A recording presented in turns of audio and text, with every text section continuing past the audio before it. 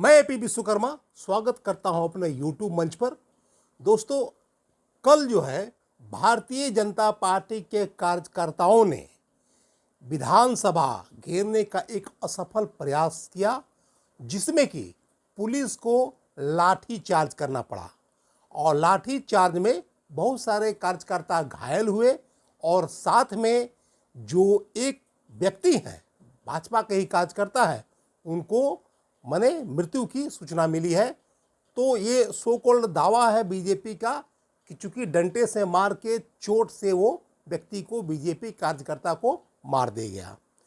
तो भारतीय जनता पार्टी का जो है ये चाल चरित्र और चेहरा जो है उजागर होता है, क्योंकि लाशों पर राजनीति करना भारतीय जनता पार्टी की पुरानी परंपरा है।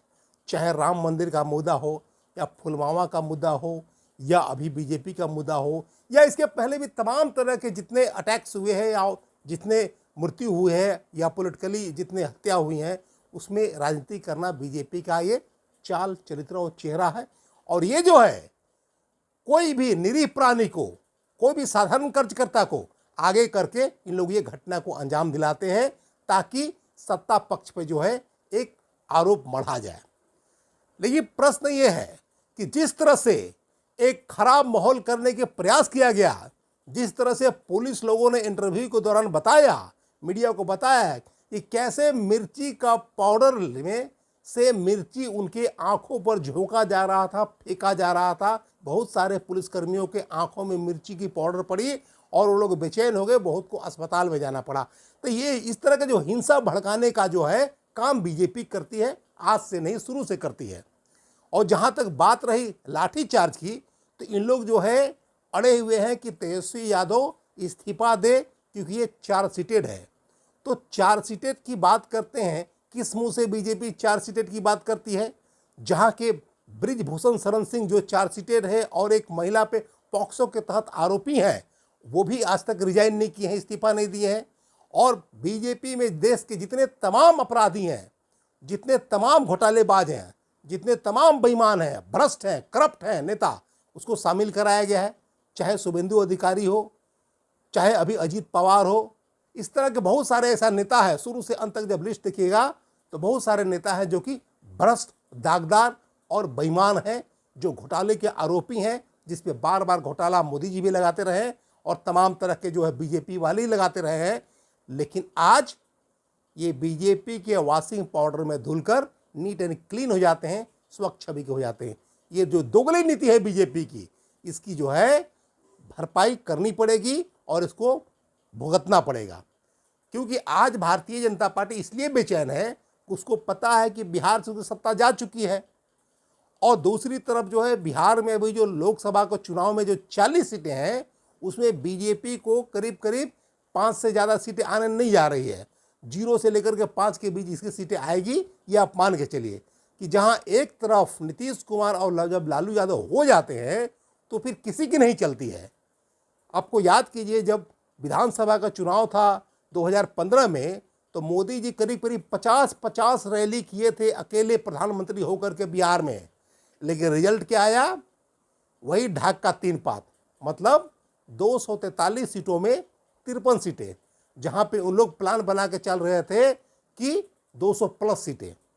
तो ये मान के चलिए इन लोग का जो नौटंकी है, ढकोसला है, ये होते रहता है। और ये जो लाठीचार्ज है, आज कोई पहली बार नहीं है। ये किस मुंह से बीजेपी वाले आरोप लगाते हैं नीतीश कुमार पर, जो नीतीश कुमार को अपने गोद में 28 सालों से खिला रहे हैं, जिसके साथ सत्ता का मजा ले रहे हैं आज वर्षों से, 28 सालों से, 18 सालों से करीब मुख्यमंत्री के साथ सत्ता में है उन लोग। अगर कुछ 1-2-3 साल अगर छोड़ दिया जाए तो अधिकतर समय बीजेपी सत्ता में रही है नीतीश कुमार के साथ। और क्या है, लाठीचार्ज पहली बार हो रही है? जब नीतीश कुमार के साथ बीजेपी सत्ता में थी तब पर ही बहुत बार लाठीचार्ज हुआ है, चाहे शिक्षकों पर हो, चाहे स्वास्थ्य कर्मियों पर हो, या दरोगा के अभ्यर्थियों पर हो, या तमाम तरह के जो लोग विरोध प्रदर्शन करते हैं, तो कभी कभी लाठीचार्ज करना पड़ता है। ये सरकार की मजबूरी है, ये करना ही पड़ता है, चाहे सरकार किसी के भी हो। लेकिन आज जिस तरह से हंगामा खड़ा किया जा रहा है, माहौल खड़ा किया जा रहा है, ये जो है बिल्कुल बीजेपी का चाल चरित्र और चेहरा जो है उजागर करता है। जो लोग पत्थर लेकर के जाएंगे, जो लोग मिर्ची का पाउडर लेकर के जाएंगे, वो समझिए कि कितना हिंसा को भड़काना चाहते हैं, उनके मन में क्या है, उनके जिहन में क्या है, आप समझ लीजिए। दूसरी बात, आज तक किसी बीजेपी के बड़े नेता को कभी खरोच तक नहीं लगी है। ये सब जो आम खर्च करता है, जो मासूम लोग हैं, जो निरीह प्राणी है, जो इनके जज्बातों में आके साथ चलते हैं, उनको आगे करके इन लोग पिटवाते हैं और उस पर पॉलिटिक्स करते हैं। चाहे राम मंदिर की बात लीजिए, बताइए किसी बीजेपी के बड़े नेता को कभी खरोच तक लगा है? सब ऐश करते रहते हैं, सब एसी में घूमते रहते हैं, और जो तमाम जो नीचे वाले खर्च करते हैं, जो निरीह प्राणी है, जो मासूम लोग हैं, जो बेगुनाह लोग हैं, जो बेकसूर लोग हैं, इसको इन लोग मोहरा बनाकर, ढाल बनाकर पॉलिटिक्स करते हैं और लाश पर राजनीति करते हैं। ये बीजेपी की शुरू से परंपरा है। बीजेपी का जो है पतन होने वाला है। बीजेपी को जितना सत्ता का मलाई चापना था वो चाप चुकी है, चाहे बिहार में भी चाप चुकी है सत्ता की मलाई, और सेंटर में भी, केंद्र में भी चाप चुकी है। इसलिए बीजेपी बौखलाई हुई है, बीजेपी परेशान है, हैरान है कि क्या करे क्या नहीं करे, क्योंकि उसको पता है कि जब नीतीश प्लस अगर लालू मिल जाते हैं तो बाकी किसी की कुछ नहीं चलती है। एक्चुअली में समझिए कि लीडर जो है लालू ही है। आज तक यादव में ऐसा कोई लीडर नहीं जिसको 500,000 वोट हो। सब लालू का ही प्रोडक्ट है, सब लालू के ही बल पे है, इन्हीं का सब है। इवन कि आप लीजिएगा सम्राट चौधरी भी, जो अभी बीजेपी के माने नए नए अध्यक्ष बने हैं, वो किसका प्रोडक्ट है? वो भी लालू यादव का प्रोडक्ट है। लालू यादव के फैक्ट्री से निकला हुआ प्रोडक्ट है। वो आज बड़ी बड़ी बातें करते हैं। जिस पार्टी से उनका जन्म हुआ, जिस पार्टी में उनके फादर जिंदगी गुजार दिए, शकुनी चौधरी, आज बड़ी बड़ी बातें करते हैं। इसी से जन्म हुआ। वो आरजेडी में रहे हैं, वो जेडीयू में रहे हैं, वो हम पार्टी में गए हैं। आज नए नए बीजेपी में जाकर वो अपने आप को बोलते हैं कि सत्य हरिश्चंद्र हैं। सारे कुकर्मों के भागीदार हैं सम्राट चौधरी भी। और वो तो अंडर एज में मंत्री भी बन गए थे। बहुत विवाद चला था, 25 साल से कम उम्र के मंत्री बने थे, उन पर बहुत विवाद चला था। उस समय लालू यादव की राज थी।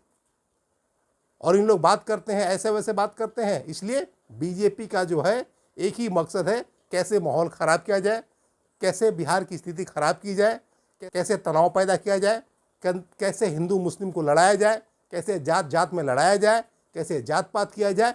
इसी की राजनीति इन लोग शुरू से करते आए हैं। इनकी कोई विचारधारा नहीं। जब तक सत्ता का मलाई चापते हैं नीतीश कुमार जी अच्छे हैं, जब सत्ता से हटा दिए तो नीतीश कुमार जी खराब है।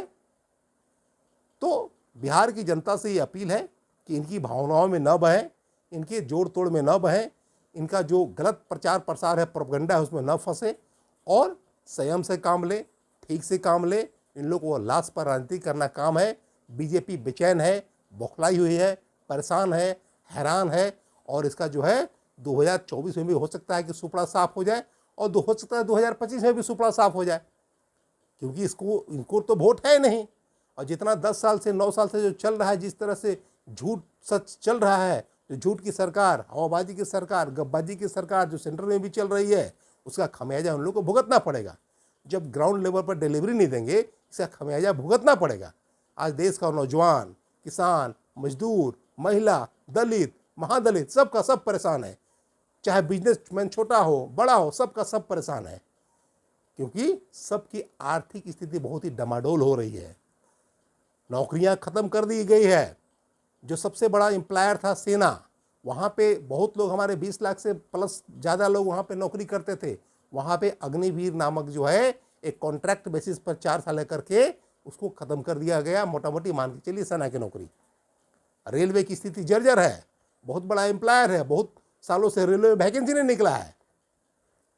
तो ये सब इन लोगों को दिखाने के दांत अलग है, खाने के दांत अलग है, ये जान लीजिए। इसलिए इसको परवाह नहीं करना है। और ये चाल चरित्र चेहरा उजागर होता है कि जब तक बीजेपी सत्ता का मलाई चापती है, नीतीश कुमार के साथ अच्छे हैं, जब बीजेपी को सत्ता से हटा देते हैं, उसको किक आउट कर देते हैं, तो बुरे हो जाते हैं। अब आज तेजस्वी यादव पर आरोप लगा रहे हैं, तो ठीक है, कोई चार्जशीटेड है, आरोपी है, तो उसको नहीं रहना चाहिए डिप्टी सीएम या कोई भी संवैधानिक पद पर। लेकिन आपके जो बड़े बड़े घोटालेबाज को आप जो रखे हुए हैं, आज जो है एक ही मंच पर जितने देश के बड़े बड़े घोटालेबाज आपके पास जाके ज्वाइन कर लेते हैं बीजेपी, और वो क्लीन चिट मिल जाता है। ये कौन सा न्याय संगत बात है भाई? और आपका क्या मिशन है? क्या चाहते हैं कि भारतीय जनता पार्टी को एक भ्रष्ट लोगों का पार्टी बना दिया जाए, एक करप्ट लोगों का पार्टी बना दिया जाए? एक घोटालेबाज लोगों का पार्टी बना दिया जाए, जो पार्टी कभी नीतियों पर चलती थी, सिद्धांतों पर चलती थी, आइडियोलॉजी पर चलती थी। जब मुरली मनोहर जोशी थे, अटल बिहारी वाजपेयी थे, अडवाणी थे, उस पार्टी का क्या था आपको याद कीजिए।